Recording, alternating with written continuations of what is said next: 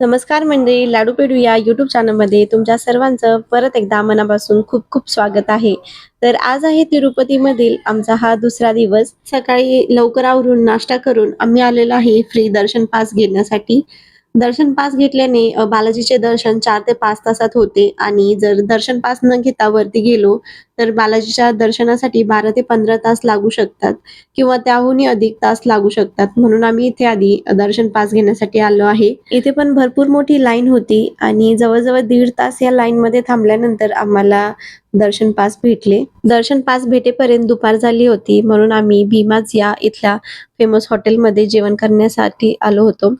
तर इथली एक खासियत म्हणजे हे सुरुवातीला टेबलवर हे असे पेपर देत होते, त्याच्यावर ताट आणि ताटामध्ये हे केळीच्या पानावर जेवण वाढत होते आणि ही एकदम युनिक स्टाईल होती या हॉटेलची. आणि असे केळीच्या पानावर जेवण्याचा हा आमचा पहिलाच अनुभव होता आणि खूप छान वाटत होते. त्यानंतर आम्ही निघालो तिरुपतीमध्ये असणारे 4 मेन मंदिर पाहण्यासाठी. तर इथे आम्ही एक ऑटो बुक केली होती. ऑटोवाल्याने 4 मंदिर दाखवण्यासाठी आमच्याकडून ₹1200 घेतले. पहिले मंदिर होते माता पद्मावती मंदिर. तिरुपती येथील श्री पद्मावती अम्मवरी मंदिर हे भगवान व्यंकटेश्वर यांची पत्नी माता पद्मावती यांना समर्पित एक अत्यंत पवित्र तीर्थक्षेत्र आहे. तिरुपतीपासून सुमारे 5 किलोमीटर अंतरावर असलेले हे मंदिर तिरुमला यात्रेपूर्वी भेट देण्यासाठी महत्त्वाचे मानले जाते. जिथे लक्ष्मी देवीने पद्मावती रूपात अवतार घेतला आहे. येथे माता पद्मावती सोन्याच्या कमळावर विराजमान आहे.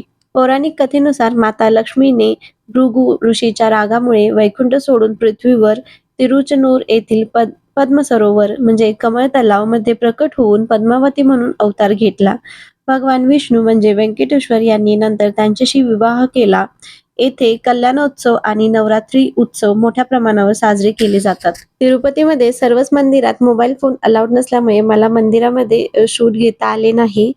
माता पद्मावतीचे दर्शन घेण्यासाठी बरीच मोठी लाईन होती, तर आम्ही तिथे ₹200 पास काढून लवकर दर्शन घेतले आणि पुढच्या मंदिरासाठी निघालो.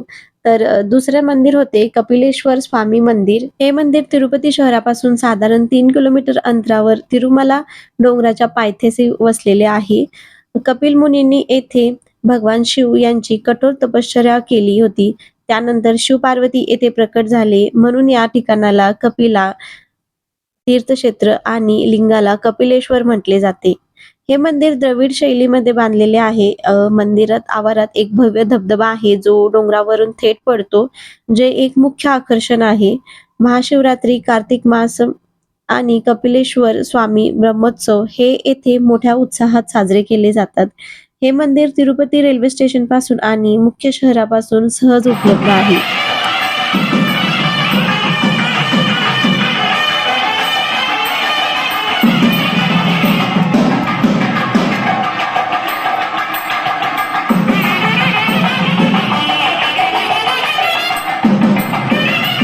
इथे बऱ्यापैकी गर्दी कमी होती आणि दर्शन घेण्यासाठी आम्हाला इथे अर्धा तास लागला.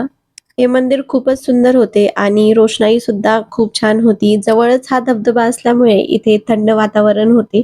दर्शन घेऊन बाहेर पडल्यावर बाहेरच छोटे-छोटे अजून मंदिर होते. मंदिरामधून दर्शन घेऊन बाहेर पडलं तर बाहेरच प्रसाद वाटप सुरू होते आणि प्रसादामध्ये साजूक तुपातील गव्हाची खीर होती.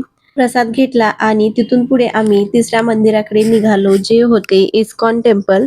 हे भगवान कृष्ण आणि राधा यांना समर्पित एक भव्य आध्यात्मिक केंद्र आहे. हे रामचंद्र नगरमध्ये असून तिरुपती बस स्टँड पासून सुमारे 4 किलोमीटर आणि रेल्वे स्टेशन पासून 5 किलोमीटर अंतरावर आहे. उत्कृष्ट वास्तुकला, शांत वातावरण आणि नित्य भजनासाठी हे मंदिर प्रसिद्ध आहे. हे मंदिर भक्ती आणि शांतीचा अनुभव देणारे प्रमुख केंद्र आहे. या मंदिरामध्ये सुद्धा मोबाईल फोन अलाउड नव्हते, त्याच्यामुळे आतले शूट काही घेता आले नाही. आम्ही आत गेलो तर इथे आरती सुरू होती आणि आरती वगैरे होण्यासाठी इथे अर्धा तास लागला. या मंदिरातच आम्हाला रात्रीचे 7 वाजले होते आणि अजून एक मंदिर आम्हाला पाहायचे होते, जे गोविंदराज स्वामींचे होते, जे काल सुद्धा आमचे पाहायचे राहून गेले होते.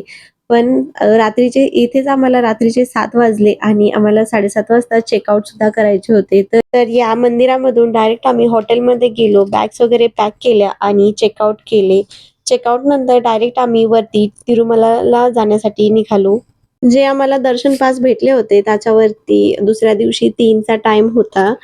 पण 3च्या आधी पण तुम्ही दर्शनासाठी रांगेत जाऊ शकता. बालाजी मंदिर हे तिरुपतीमध्ये नसून तिरुमलामध्ये आहे आणि तिरुपतीवरून तिरुमलाला जाण्यासाठी 1 तास लागतात आणि तिरुमलामध्ये जाण्यासाठी पर पर्सन ₹120 चार्ज आहेत. 1 तासाच्या प्रवासानंतर आम्ही पोहोचलो तिरुमलामध्ये. तिरुमलामध्ये एंटर करण्यासाठी हे मेन एंट्रन्स आहे आणि याच्या पलीकडे चेकपॉइंट आहे जिथे सर्व बॅग्स वगैरे चेक होतात. इथून सर्व बॅग्स वगैरे चेक करून पोहोचायला आम्हाला रात्रीचे 10 वाजले होते. तिरुमलामध्ये पोहोचल्यावर आम्हाला समजले जे रूम बुकिंगसाठी CRO ऑफिस असतात हे 10लाच बंद होतात आणि आम्ही जाईपर्यंत ते ऑफिस बंद झाले होते आणि आम्हाला तिथे रूम काही भेटली नाही. रूम तर आम्हाला भेटली नव्हती. आता काय करायचे, कुठे जायचे हा विचार करत आम्ही उभे होतो. तर एक अननोन व्यक्ती आमच्याकडे आला आणि त्याने विचारले, "तुम्हाला रूम हवी आहे का?" आपण स्वतःहून देवाच्या दर्शनासाठी जात नाही, तर देवाने आपल्याला दर्शनासाठी बोलवलेले असते, याचा अनुभव आज आम्हाला आला होता. रूम बुकिंगचे सर्व ऑप्शन बंद झाले होते. मुलांना घेऊन एवढ्या थंडीमध्ये कुठे जायचे हा प्रश्न आम्हाला पडला होता. तेवढ्यातच देवासारखा एक माणूस धावून आला आणि त्यांनी आम्हाला राहण्यासाठी रूम दिली. खरंच ही बालाजीची कृपा आहे, ज्यांनी या अनोळख्या राज्यामध्ये जिथे भाषासुद्धा वेगळी आहे, त्या शहरामध्ये आमची एका व्यक्तीमार्फत अशी मदत केली. दुसऱ्या दिवशी सकाळी बालाजीचे दर्शनासाठी आम्ही गेलो. दर्शनासाठी आम्हाला किती वेळ लागला, बालाजीचे दर्शन कसे झाले, हे सर्व येणाऱ्या पुढच्या व्हिडिओमध्ये मी तुम्हाला सांगेन. आजचा व्हिडिओ जर तुम्हाला आवडला असेल तर चॅनलला सबस्क्राईब करायला विसरू नका आणि भेटू पुढच्या व्हिडिओमध्ये. तोपर्यंत बाय.